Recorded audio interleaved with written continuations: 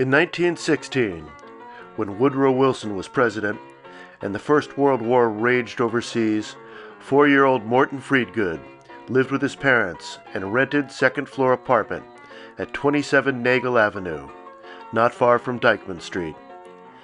Outside their windows, the subway line broke from its tunnel into daylight, climbing toward the elevated tracks that carried the riders far north to the Bronx. His parents were Jewish immigrants. His mother, the eldest of 9 children. Morton remembered his father as a sharp dresser who liked to dance. They had followed the flow of working-class families, Irish, Jewish, and German, who were building new lives in Inwood, drawn by low rents, sunlight, and space.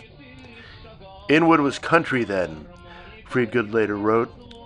The Dyckman Street ferry took you across the Hudson for a nickel, and cows still grazed near Seaman Avenue. The Dyckman Oval, later home to the New York Cubans of the Negro Leagues, drew crowds for baseball games and prize fights on warm summer nights. It was a frontier, he remembered, a neighborhood still finding out it was part of New York.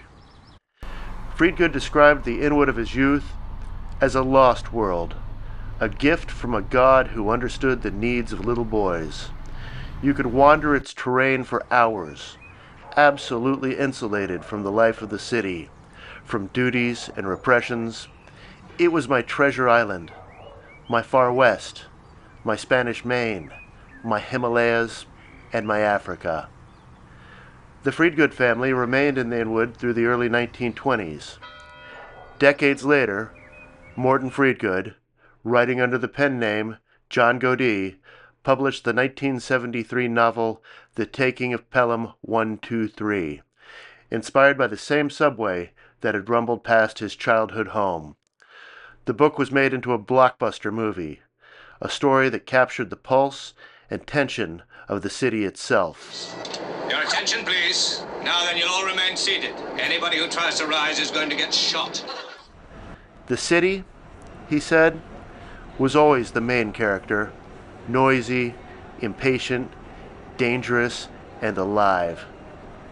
Today, Inwood is still a neighborhood of newcomers, a mix of cultures and languages, including many families from the Dominican Republic. The rocky plateau, where Freedgood once played, is gone, cleared long ago for development. But the rhythm of the neighborhood endures, a community still finding its footing, still making a home at Manhattan's northern edge.